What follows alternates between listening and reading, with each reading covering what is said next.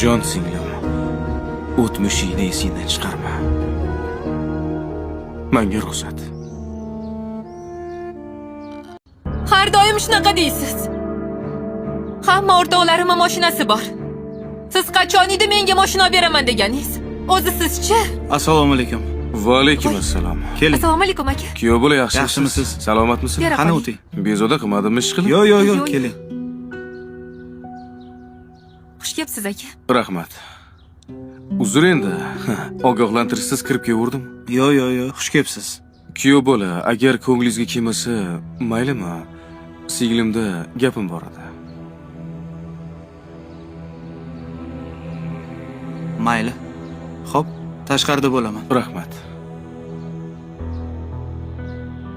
Esingdami? Mahallamiz boshida bir qiz pista sotib o'tirardi. Uni bitta akasi bor edi. Bozorda arava tortib kun ko'rardi. Chunki ota-onasidan erta judo bo'lishgan edi. Mahalladagilarning hammasini ularga rahmi kelardi. Hozirchi o'sha pistachi qiz yaxshi oilaga kelin bo'lib tushdi. Akasi bo'lsa oyoqqa turdi.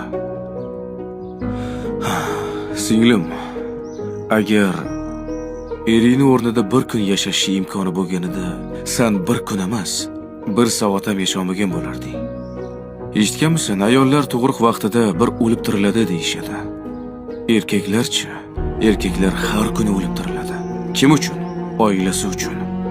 Sen bo'lsang Instagramdagi hayotga havas qilib o'tiribsan.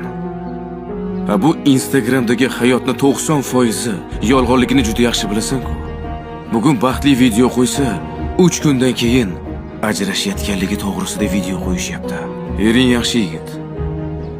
Uni ham orzu-havaslari bor. Lekin seni orzularingni amalga oshiraman deb o'zini orzularidan voz kechib yashayapti. Bu haqiqiy erkakning ishi. Jon singlim, o'tmishingni esingdan chiqarma. Menga ruxsat.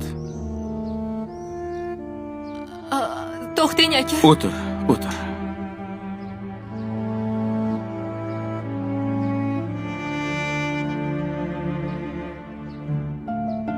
Kuyov bola?